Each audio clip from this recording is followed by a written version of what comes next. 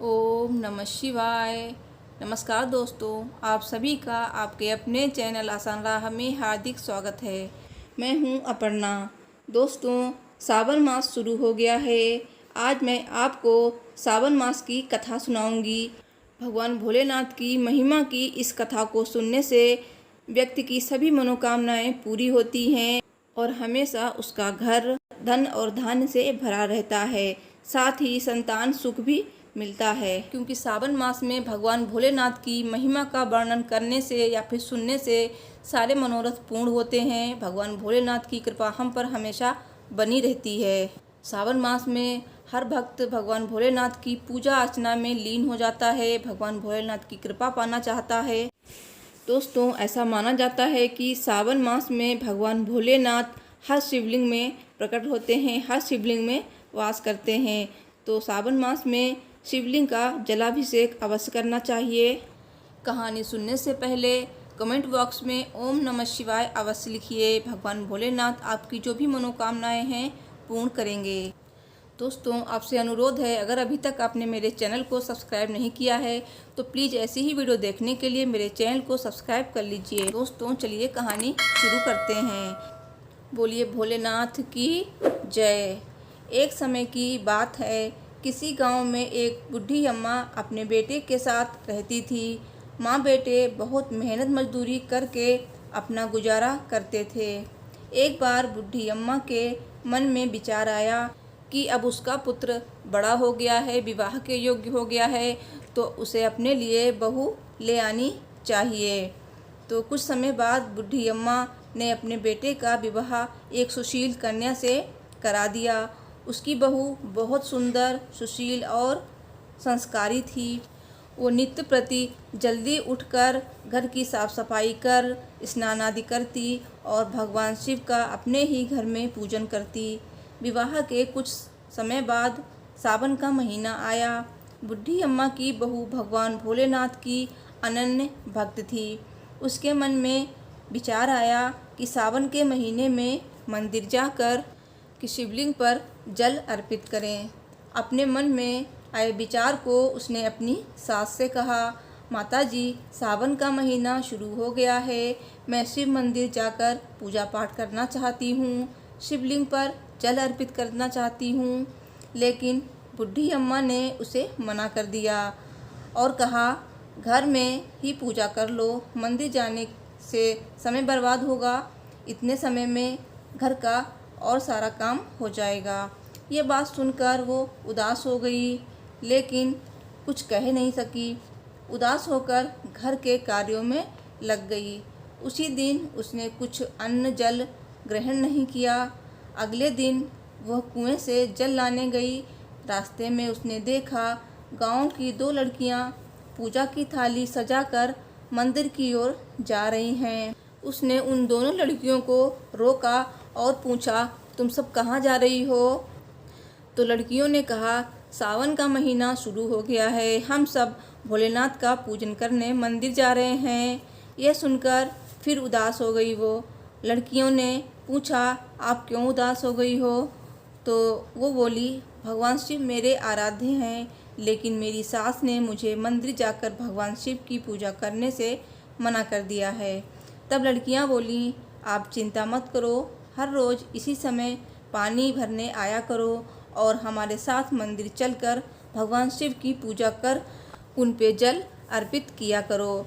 तब वो बोली, लेकिन मेरे पास पूजा की कोई सामग्री भी नहीं है, घर से लाऊंगी तो सास को पता चल जाएगा। तब लड़कियां बोली, कोई बात नहीं, आप हमारी पूजा की सामग्री से पूजा कर लेना। यह सुनकर वो बहुत खुश हुई और रोज़ उनके साथ मंदिर जाने लगी, जहाँ वो शिवलिंग पर जल चढ़ाती और पूरे भक्तिभाव से भोलेनाथ की पूजा अर्चना करती और उनसे कहती, मैंने अपनी सास से ये बात छुपाई है, इसके लिए मुझे क्षमा कर दीजिएगा। ऐसे ही पूरा सावन का महीना बीत गया। सावन के अंतिम दिन उसने सोचा, पूरा महीना मैंने इन लड़कियों की पूजन सामग्री से पूजा करी है, आज तो मुझे अपना कुछ भोलेनाथ को अर्पित करना चाहिए। ऐसा सोचकर उसने अपनी नाक से सोने की नथनी उतारी और उसे धोकर शिवलिंग पर चढ़ा दिया और पूजा कर घर आ गई। घर आकर वो अपनी सास से नज़रें छुपाकर इधर उधर घूम रही थी, क्योंकि वो जानती थी कि उसकी नाक में नथ न देखकर सास जरूर पूछेगी कि नथ कहाँ गई। ऐसे ही दोपहर हो गई, तभी अचानक सास की नज़र उसकी नाक पर पड़ी और नाक में नथ न देखकर सास ने पूछा, बहू तुम्हारी नथ कहाँ गई? तब वो बोली, माँ जी मुझे नहीं पता, शायद कहीं गिर गई होगी। सास बोली, अच्छा तो ये बताओ कि तुम आज कहाँ कहाँ गई थी, वहीं जाकर हम ढूंढ लेंगे। बहू बोली, मैं सुबह पानी भरने गई थी, तब तक तो मेरी नाक में नथ थी। इसके बाद मैं उपले थापने गई थी।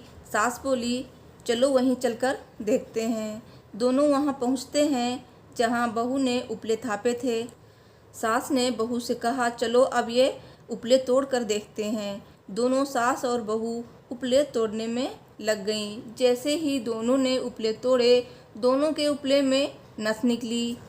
सास बोली, नथ तो एक ही थी, ये दो कैसे हो गई? इसके बाद सास ने एक एक कर सारे उपले तोड़ने शुरू कर दिए। अब सास उपले तोड़ते जाए और उसमें नथ निकलती जाए। सास ने बहू की ओर देखा और पूछा, ये क्या माजरा है? तब बहू ने सास से क्षमा मांगते हुए सारी बातें उसे बता दी और कहा, ये भगवान भोलेनाथ का आशीर्वाद है। आज मैंने सावन की समाप्ति पर उन्हें अपनी नथ अर्पित की थी और उन्होंने मुझे इतनी सारी नथ वापस कर दी। सास बहू की बात सुनकर बहुत खुश हुई और कहा कि सावन माह में पूजा पाठ, स्नान, जप तप और दान का इतना महत्व है, तो अगले साल हम दोनों मिलकर शिवलिंग पर जल चढ़ाएंगे और पूजा पाठ करेंगे। अगला सावन का माह आने पर दोनों सास बहू ने नियम से सावन का स्नान किया, पूजा पाठ, जप तप किया। भगवान भोलेनाथ की कृपा से बुढ़ी अम्मा का घर अन्न धन के भंडार से भर गया। बहू को एक सुंदर पुत्र रत्न की प्राप्ति हुई।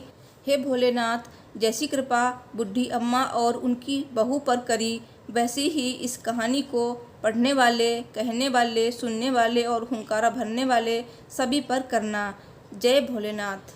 आपकी महिमा अपरंपार है। आप सभी को सावन मास की हार्दिक शुभकामनाएं।